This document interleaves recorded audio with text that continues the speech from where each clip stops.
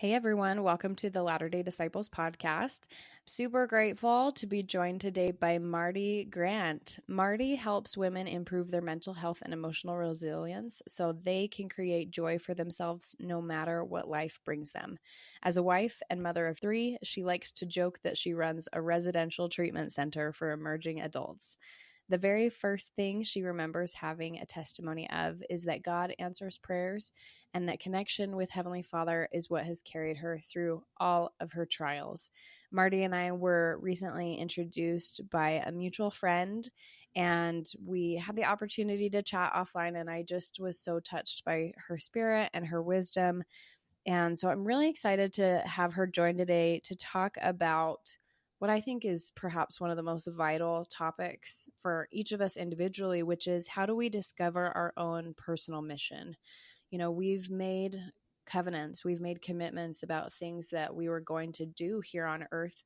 And I think that all of us as faithful disciples of Jesus Christ really want to understand what we committed to do and what we need to do in this life. And Marti, you're such a great example of figuring this out and finding that course. So thank you so much for joining us today. Megan, I'm excited to be here. Thank you for having me. Absolutely. So let's just start with your story and the events that have happened in your life that have put you on the course that you're on, and how you feel like you were able to find out God's will for you in your life. I guess the easy place to begin is when I was engaged to be married. I was in a big car accident. And I was going through an intersection when the light had turned yellow. So don't go through intersections when the light has turned yellow. And a lady coming the other direction in the left turn lane thought I was going to stop. And so she turned left in front of me and I crashed right into her. And it happened so fast that I didn't have time to brake. And braking is what makes that top part catch you. So the lap part held me in, the top part was still loose because I hadn't hit the brake. So I slammed forward and hit my face in the steering wheel. And never had it diagnosed, but probably had a traumatic brain injury at that time. Like I had to have facial reconstructive surgery and like it was a big deal. So shortly after that, I got married and there was the move and all of that stress that I think was probably planting the seeds for depression because it wasn't something that I had struggled with previous to getting married. And then along come the babies and there's all the hormones going on. And so whether you want to blame it on just postpartum or whether this traumatic head injury contributed, I was facing depression, but I didn't know it. The stereotype in my head was that depression looks like the mom that's laying in bed all day long while the babies are in the same filthy diapers all day long. And that wasn't me. I was functional. I was just miserable. And I thought it was my life that was miserable and not that there was something that needed to be addressed, right? So when I finally did realize that it was depression, the idea of getting on antidepressants really scared me. Like the side effects can be as bad as depression itself. And like zero judgment for people that use antidepressants. And I know people that have been really successful with them. But for me, that was a scary thing. And so that launched me on a journey of figuring out what I could do naturally. Nutritionally was where it started, but it, branched off into this whole journey. And so now what I teach people is that there's 5 factors that contribute to your mental health. And so my journey was about learning about each of those. And the last one that I teach people is mission. And there's a saying, your mess is your message.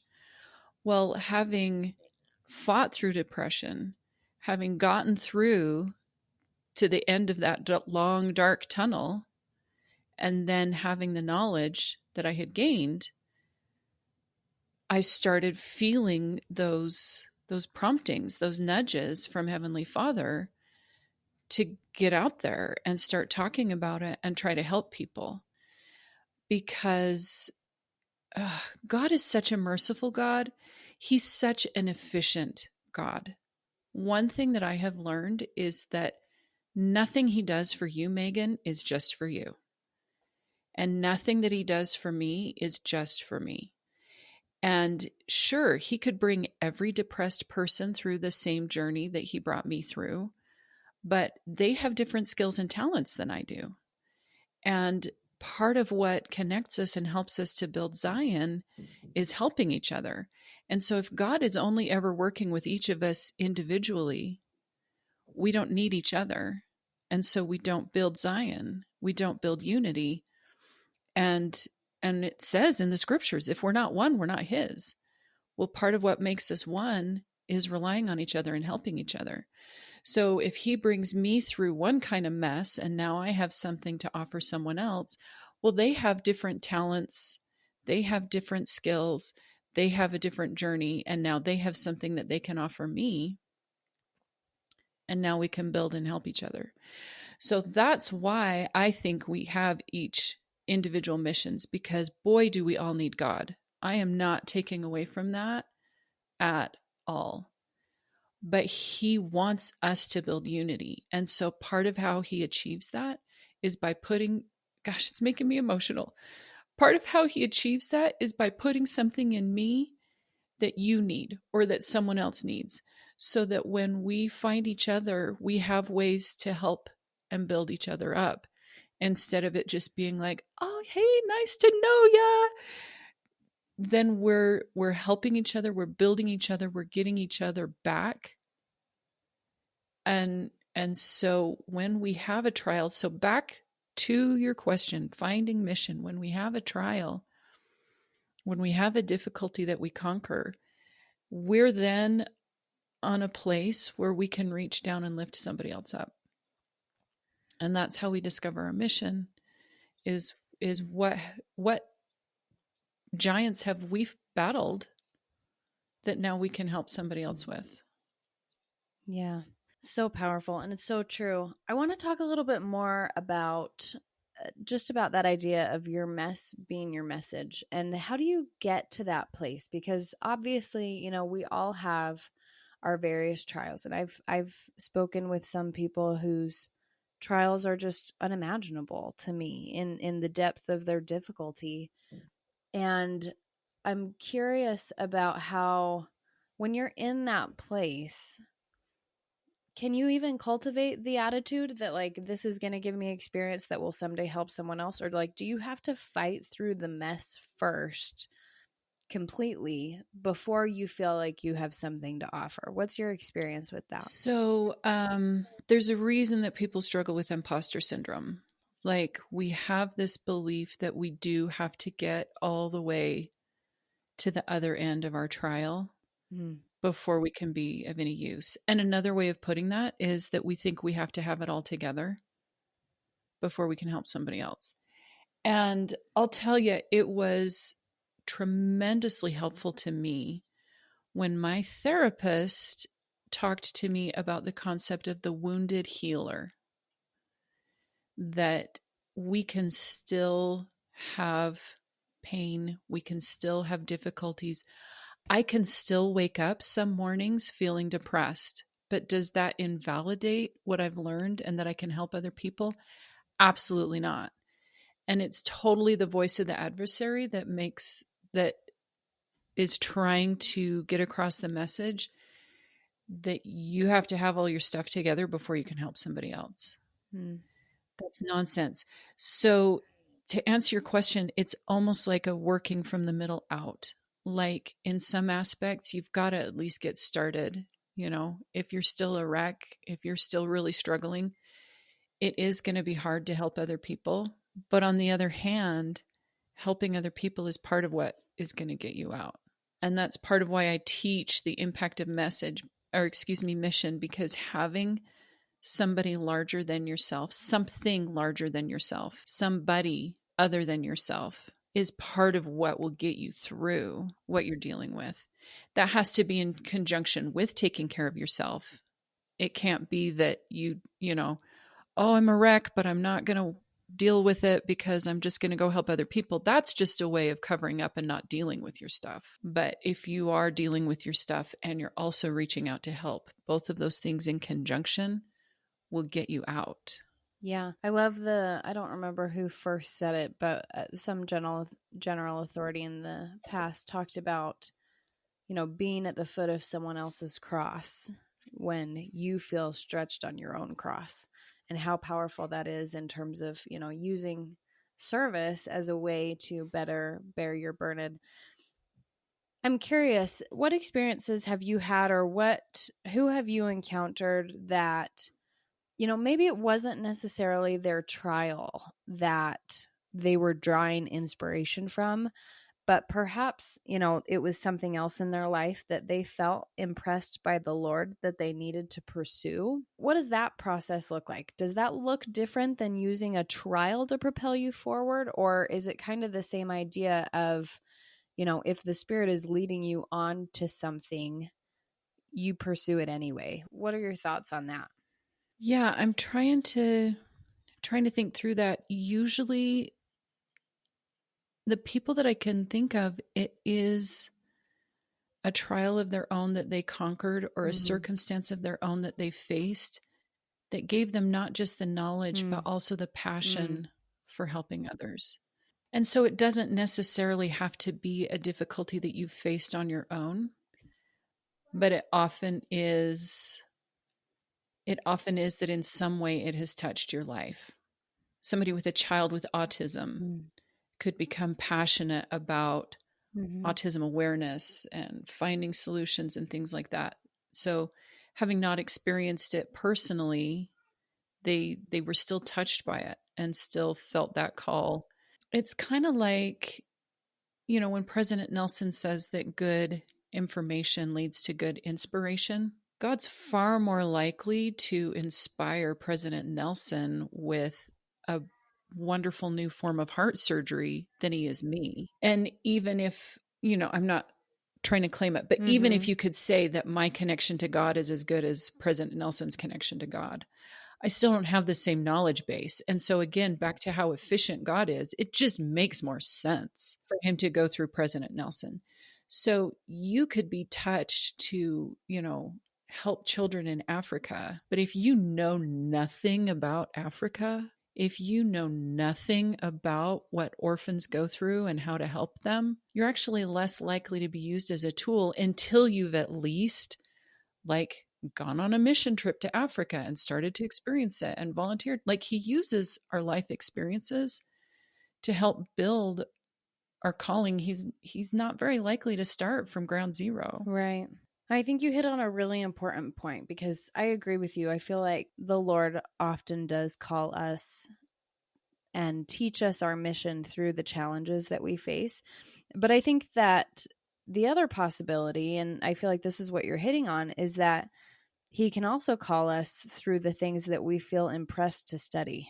Oh, yeah. And the education, that, and I feel like that's what you were saying with President Nelson. His education had qualified him, along with personal worthiness and consistently seeking the Spirit, to develop heart surgery as a field. And so that's something else that I feel like is really important, is that maybe for those of us who don't really feel that they have a monumental trial that they can draw on and say, this is where God wants me to spend my energy in this life, because I'm not necessarily one of those people.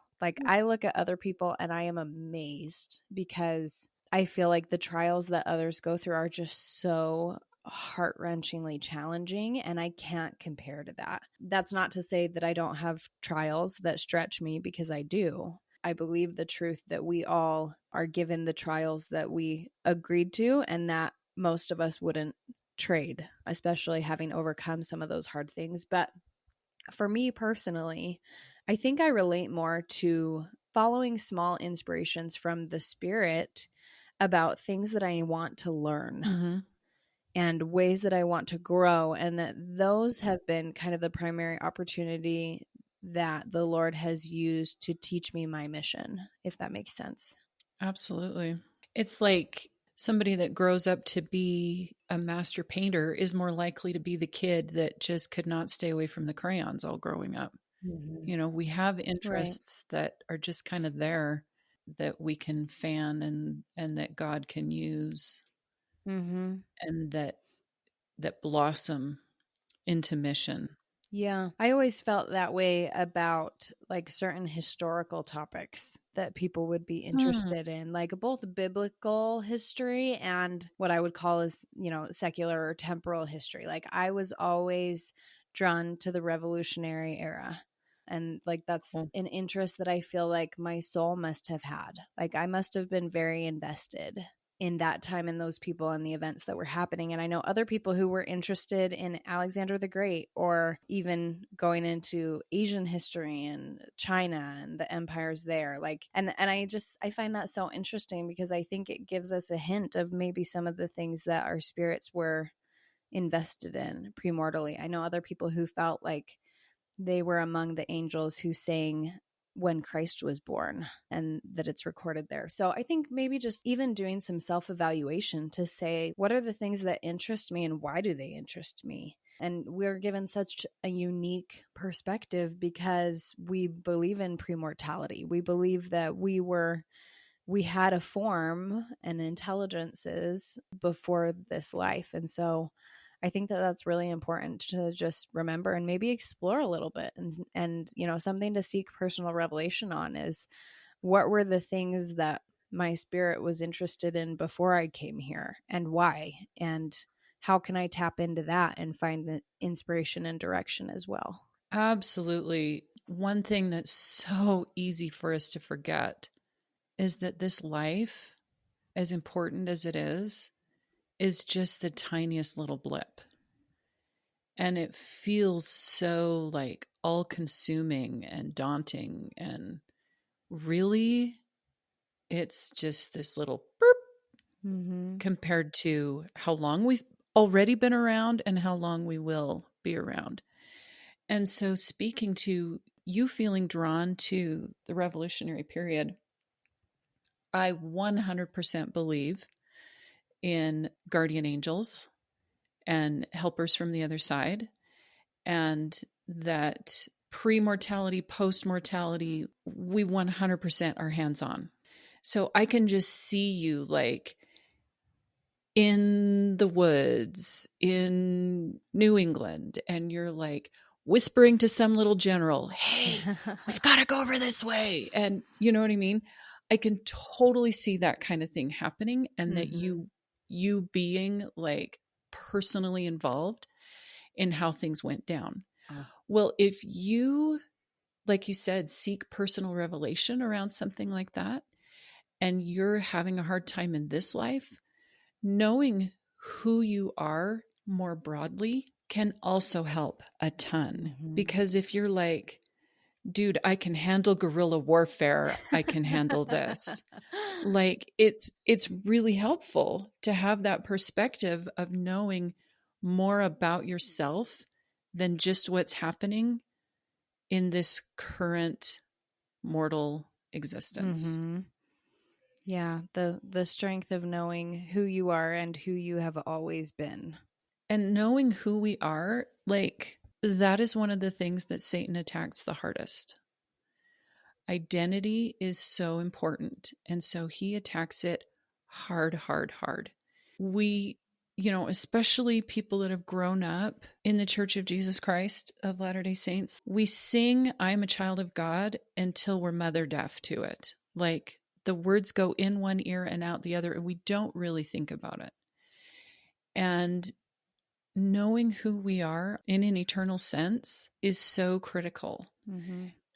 And that's part of our mission, is to be like, okay, I help with this. Like, however it is that you're able to take what you think your experiences were premortally, like that's still you the whole time. Like that's a continuum. Do you know what I mean?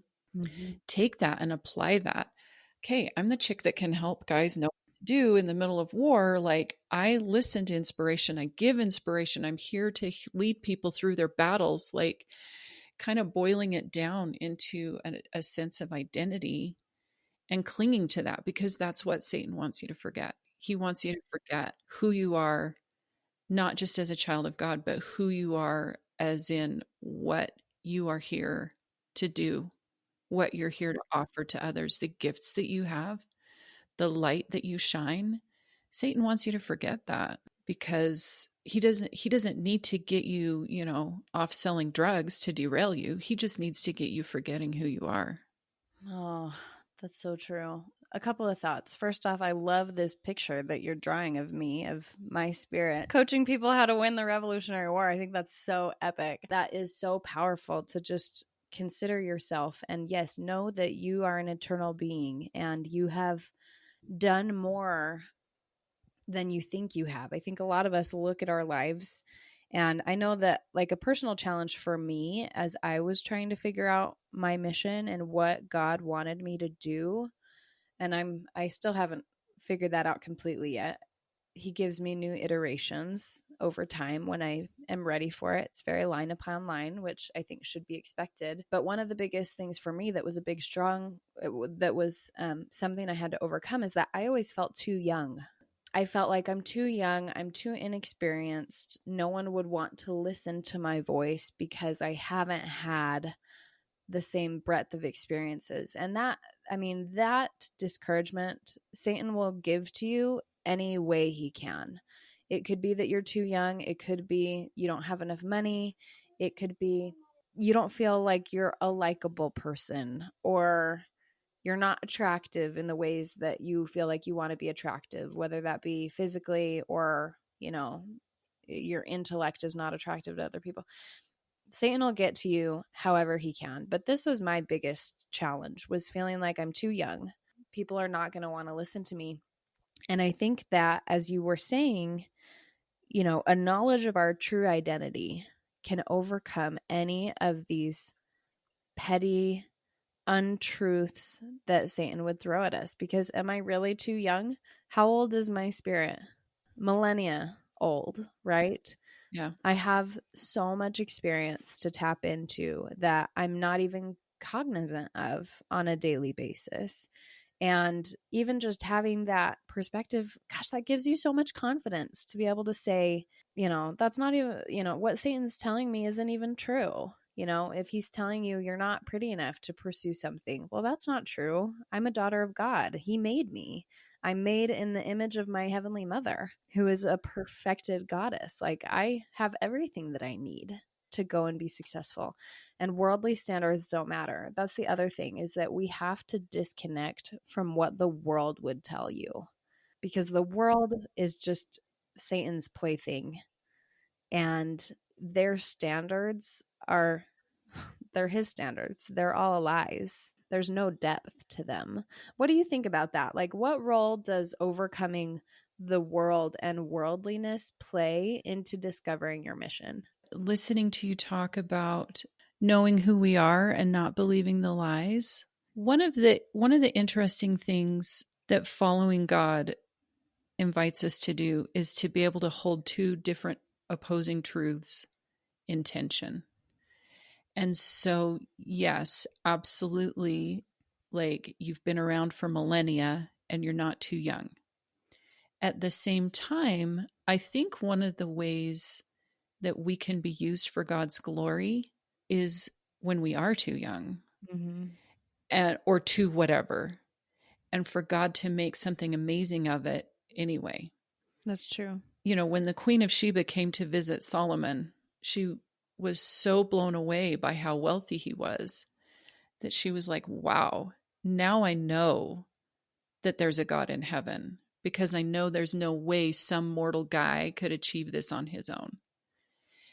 And so if we can look at our, I'm too, fill in the blank, I'm too weak, I'm too young, I'm too dumb, I'm too whatever. If we can look at that and hand that to God and let him use it for his glory, and so that somebody else looks at you and goes, that has to be God working in her life, because she is too blank to do that on her own. Mm-hmm. That is turning your back on the world, because it's relying on God. Mm. It's saying, okay, I'm weak, but I hear you calling me. And I feel like the world is telling me that I have to learn this and buy this and do this and market this way and, on and on and on and on and on. And when we turn our back on that and we're like, okay, God, I hear you calling me. Go ahead and use me. I'm going to take the steps that you give me. That's turning our back on the lies of the world and letting him use us. And so those are both true. God can take you being too young and do amazing things with you. And that can be a testimony to him. And at the same time, you're not too young because you do, as an eternal being, you do already have millennia of experience. Both are true. I'm so glad you brought that up because you're so right. And I was thinking too unilaterally, but you're totally true. And without God, none of this is possible. Without God, we don't exist. And without him, we can't be made enough on any level, but he is so merciful and he is able to do his own work. And for whatever reason, he chooses us to be the tools with which he does his work for his glory and for us always. It reminded me of one of my very favorite scriptures, which is in Alma 26:12. And this is Ammon, and he is praising God for the miracles that God wrought through him and through his brethren in their willingness to serve him and to submit to his will. And his brother Aaron rebukes him and says, Ammon, like, you're boasting, you're being full of yourself, you're being proud. And Ammon says, I'm not boasting about me. He's like, this is not about my strength. It's not about my wisdom, but my joy is full and my heart is brim with joy, and I will rejoice in my God. And this is verse 12 that I love so much. He says, yea, I know that I am nothing. As to my strength, I am weak. Therefore, I will not boast of myself, but I will boast of my God. For in his strength, I can do all things.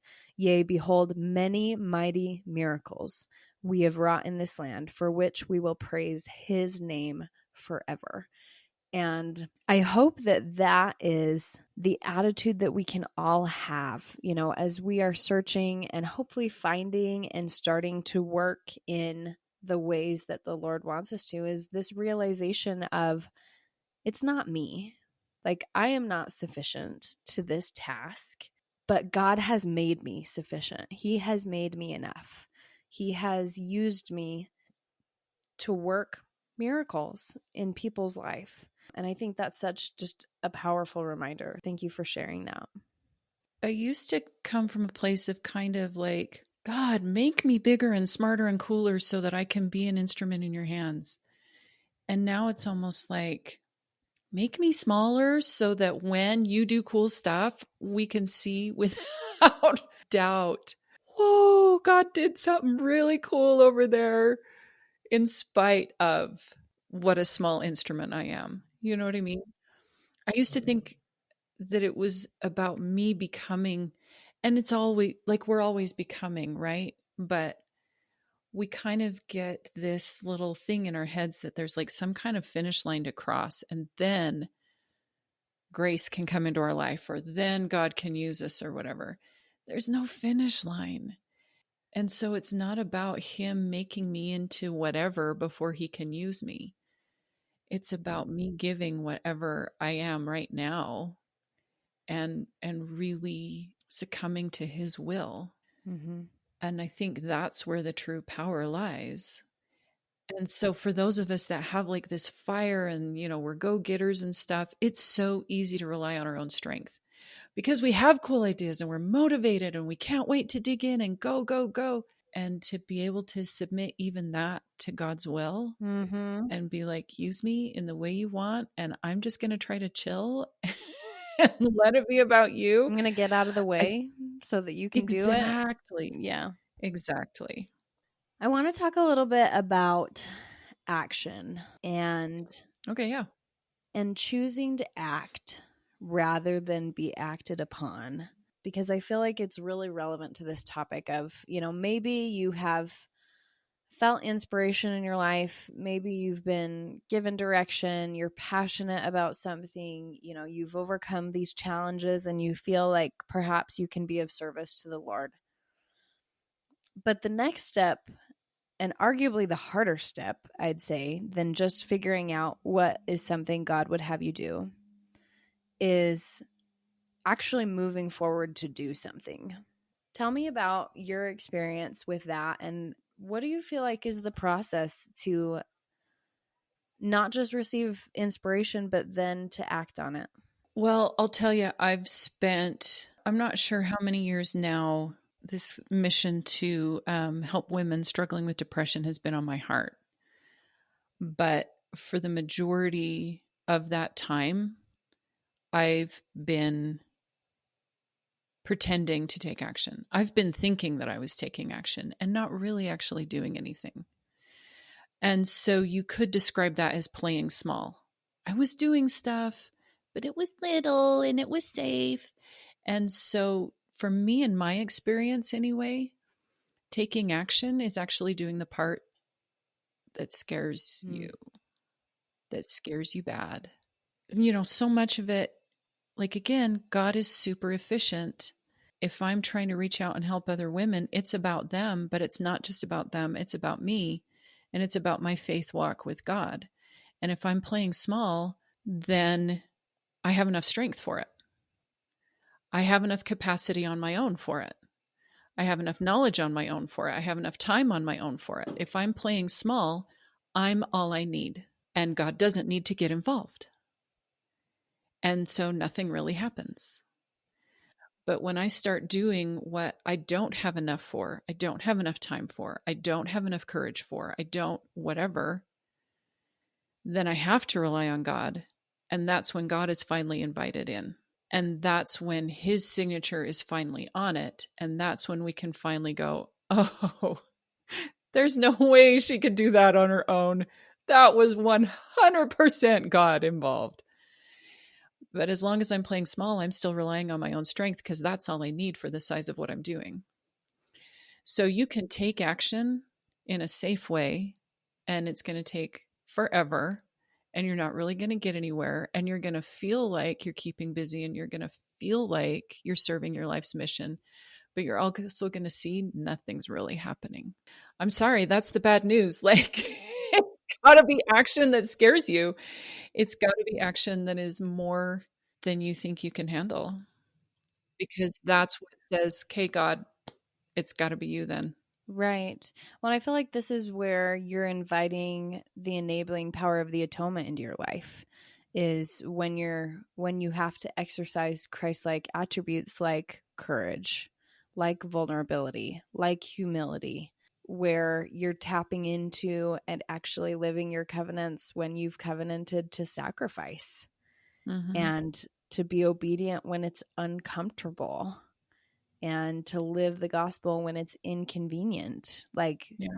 That's when our covenants have power too, is when it's not easy to keep them. Sometimes I feel like we look at our covenants and we're like, yeah, I'm keeping my covenants. And maybe most of us could say that, and it would be true, because you're not breaking your covenants. You're not actively working against them. But we're not really tapping into the power of our covenants until, like you said, they're pushing us outside of our comfort zone, until we have to sacrifice something that we don't really want to give up. I've seen my husband struggle with that when he's felt impressed in the past to really limit his intake of sports. He's a sports guy. It's kind of saved his life in some ways. My dad is the same way. Sports saved his life. My dad is a convert to the church, and he didn't have a stable family life. His mom died of alcoholism when he was a teenager. His dad was neglectful and absent at best. His siblings all struggled with drugs and addiction. And for him, my dad had football practice, and that kept him away from those other things. And so at first it was a tool that the Lord used in him. And, eventually he used it to rip open my dad's liver so he didn't go into the military, and he met my mom. And, looking back, you can see all these intricate details in people's lives. That's just God leading them. But anyway, I digress. So, but sports is something that is not innately bad. Yeah. But the degree to which we worship it can be bad. And, I've seen my husband where, the thing that he's been asked to sacrifice sometimes is ways that he's paid homage to sports, and he's done it, and he's become a better person because of that. But it's been hard, and it kind of fluctuates sometimes, how well he feels like he's able to sacrifice. And so I think that that's really important to remember too, is that you might not be breaking your covenants, but we all have room to live our covenants better. And when we do, that's when we're inviting the power of the atonement into our lives. That's when we're becoming not just not a sinner, but a saint. And I feel like this really relates to that, because one of the other thoughts that I was thinking while you were talking is about how we're told to be anxiously engaged of our own free will and to go and do many good things. And we can do a lot with our own capacity. But the difference between being anxiously engaged and being consecrated, I think, is that step that you were talking about, is doing the thing that you don't have strength to do by yourself. That's really powerful. I think it's for sure a conversation that we need to have in the church at large, because you're right. We think we're keeping our covenants because we're not running around committing adultery. But guess what? That's only one part. And how often do we talk about sacrifice? How often do we talk about consecration? Never. And who walks around going, wow, how can I consecrate the talents God has given me? How can I do a better job of sharing the time? You bring up Ammon and his brethren. They were living the law of consecration. They were living the law of sacrifice. And dude, they called down God's power by doing it. If I'm just saying hi to neighbors and I'm going home and I'm living my quiet, basically worldly life, like, it's a harsh truth, but we are all living very worldly lives. And so if I'm just, running around like worrying about, appearances and running kids to all of their activities and, is my house cute enough and is my hair cute enough? Like, yeah, you're not breaking the law of chastity, but what the heck are you consecrating? Nothing. What are you sacrificing? Nothing. Even when we're given a calling in the church, most of those callings are pretty low key and require very little.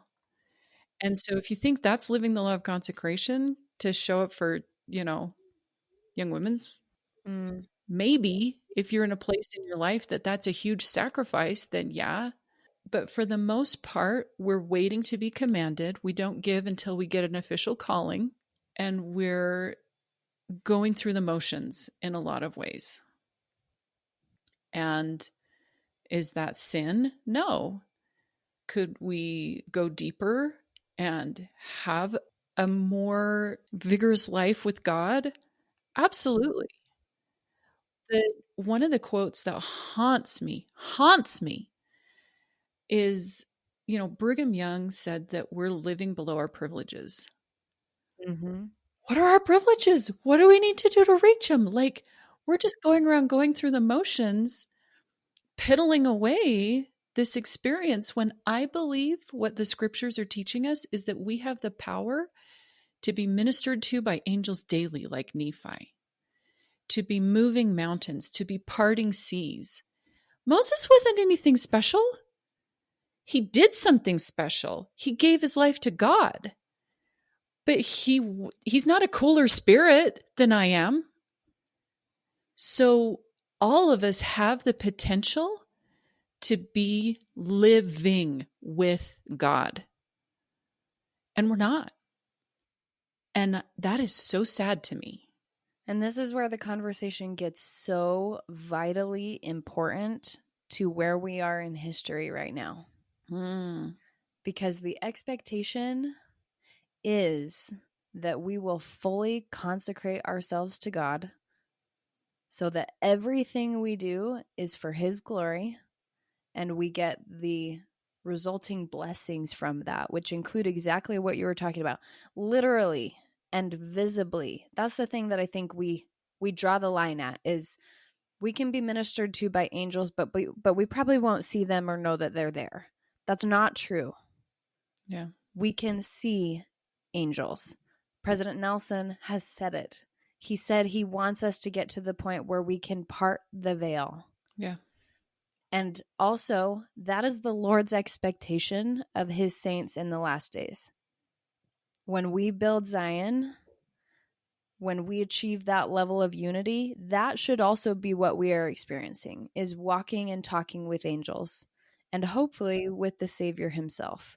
And we just don't understand. We are so fixated on not being a sinner that we're not taking the next step to actually become a saint. Yeah. And I can say this because I know I'm the worst offender.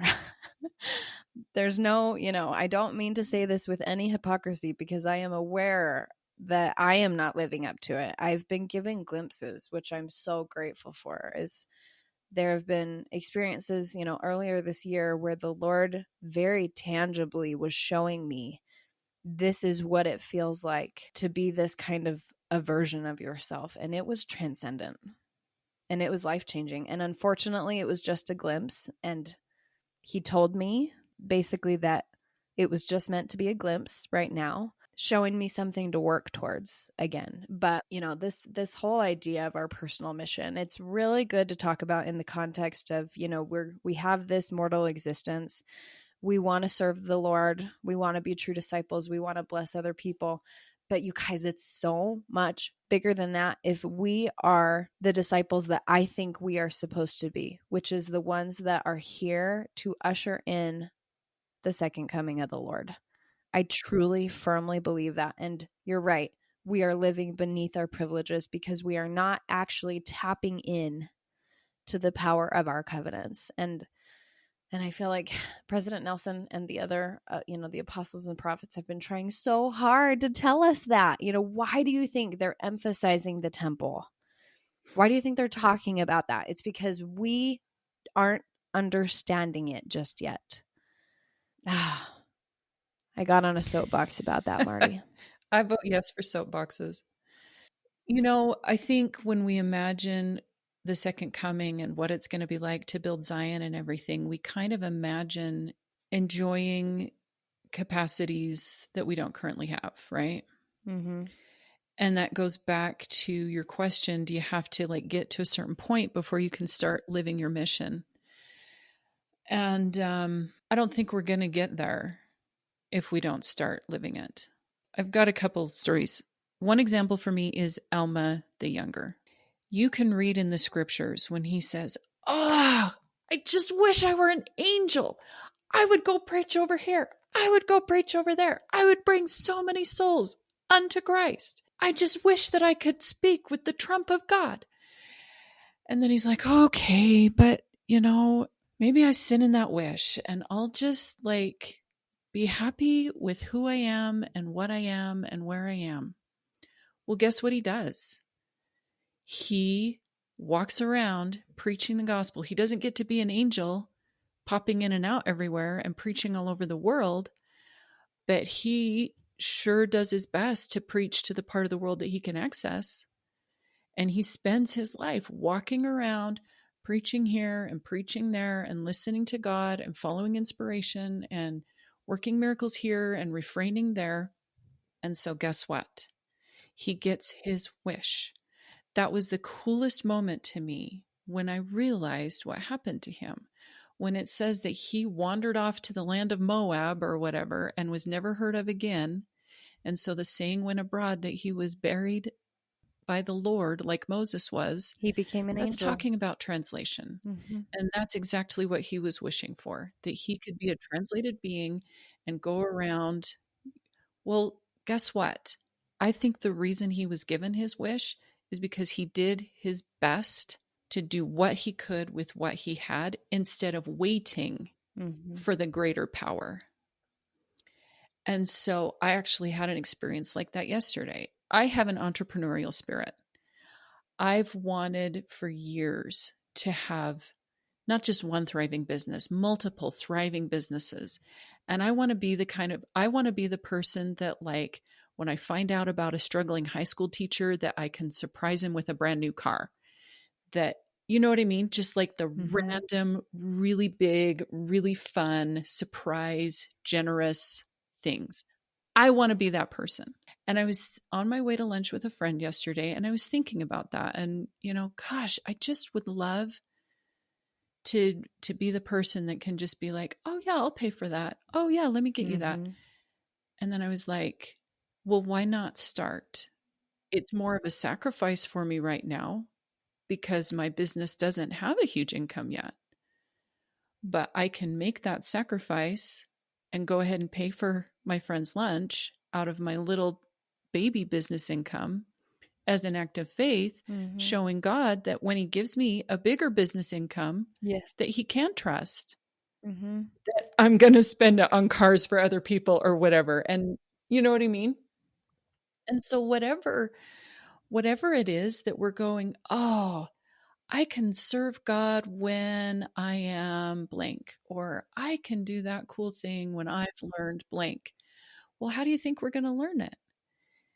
By practicing a baby version now. And so if we think, oh, yeah, I'm going to be able to live the law of consecration when we're all together in the New Jerusalem, how about you start practicing now? Because if you're telling the bishop no when he asks you to serve in the primary or whatever, you know what I mean? And I get, like, I'm Mm-hmm. not trying to be judgmental. I get that there's, like, my husband was asked once to work with the 11-year-olds, and he said, listen, I'll tell you straight up, I'm willing to do that, but I'm probably going to swear at those kids because I'm not very patient. So you might want to call somebody else for that calling, but I'm still willing to serve, right? So I get, like, there's different circumstances. I don't think any pregnant mother should be called to serve in nursery. And if she says no, she has every right to. Please no. Do you, so I Yes. hope you can understand my heart. Yes. Like, I get that there's callings you should say no to. Mm-hmm. But on the other hand, we can be saying no to callings because we don't feel comfortable doing it. We don't want to be stretched, or just being straight up honest, we're a little lazy. You know what I mean? So if you're if you're not living the law of consecration in the baby ways that you can now, you're not going to be ready to live the law of consecration then. Mm-hmm. And we've got to start this life is Mm-hmm. about practice. It's about trying things out. It's about asking the Lord and not being upbraided for, not knowing what we're doing. That Mm-hmm. means we're here to practice. We're here to gain experience by doing things, not by Mm-hmm. sitting back and waiting for the, magic tap of the wand and now I'm ready to, fill in the blank. We get ready for Right. that by doing what we can in the baby ways that we can. Right. And living our covenants wherever we are right now, Mm-hmm. and seeking inspiration on what that looks like, because yeah, I mean, our baby sacrifice right now, how we handle that will determine, our spiritual progress. And I feel that I love the example that you gave of Alma the younger, is that Mm-hmm.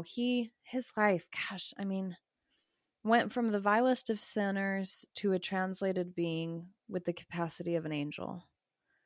And how did he do that? It was by one step at a time. It was by Mm-hmm. continually evaluating to say, what can I sacrifice? Okay, I'm going to sacrifice it. All right, what now? And letting God guide him in all of those ways in our covenants. And I feel like you've been doing the same thing. Exactly what you're saying is start where you are, develop perfect obedience to the Lord, and let him grow you into exactly what you want to be. We kind of get afraid of a lot of things. We get afraid of our kids making wrong choices. We get afraid of being influenced by, oh, if this neighbor is doing such and such, what if they're going to be a bad influence? We get judgmental, we get fearful. There's a lot of things that we get wrapped up in. And I would say the thing that we need to be worried about is comfort, because that's what we're seeking right now is comfort.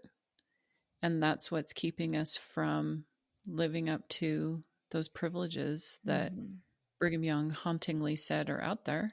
Mm-hmm. If I'm worried about being comfortable, then there's a lot of other things that I'm not doing that I can and should be doing. Right. It reminds me of Neil A. Maxwell, who's one of my all-time favorites, and he preached for right now. He preached for later than his lifetime. He was a little ahead of his time. But one of the things that he said, I'm going to paraphrase it, but he basically said, one of the good things about true discipleship is that you know that if a limousine pulls up in front of your house, it's not for you. I like that. I love that so much because he's so right. Like the things that we seek are comfort or status, money, worldly popularity, likes on our social media posts, followers, to feel like you can look in the mirror and like exactly what you see. All these things that we pursue, they are the cost of true discipleship. Those are the things that the Lord wants us to lay on the altar. And that is so hard.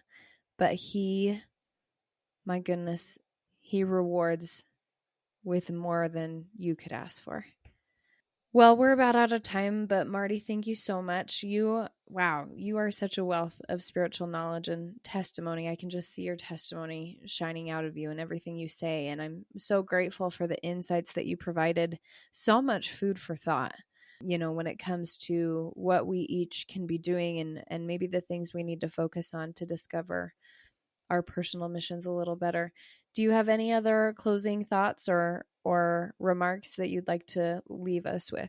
What you were saying just now, it brought to mind something that I have often thought and felt, that really a relationship with God is the best part of any of what we experience here. And he's there to comfort us. He's there to lift us. He's there to strengthen us. But guess what?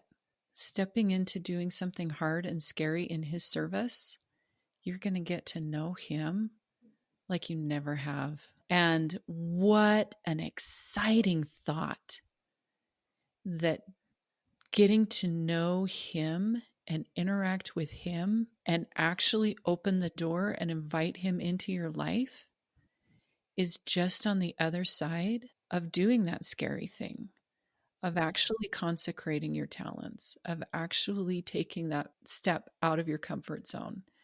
And there you are with God. That is a potential that I think is so stirring. And that is what I would invite people to step into. God wants to be a part of your life in ways that you can't even fathom. How exciting is that? You're so right. And it made me think, this is all still in pursuit of following Christ's example, because he was not exempt from having to step outside of his comfort zone. When he performed the atonement in the Garden of Gethsemane, he didn't want to do it. That was his sacrifice that he laid on the altar. Luckily, none of us will be asked to sacrifice that much. But in even just attempting to do so, you're right, we come closer to being like he is and to knowing who he is on a deeper level. And you're right, there is nothing better than to know the Lord. It's the best. Marti, you're amazing. Thank you so much for joining us today. Thank you for having me. It's been a blast.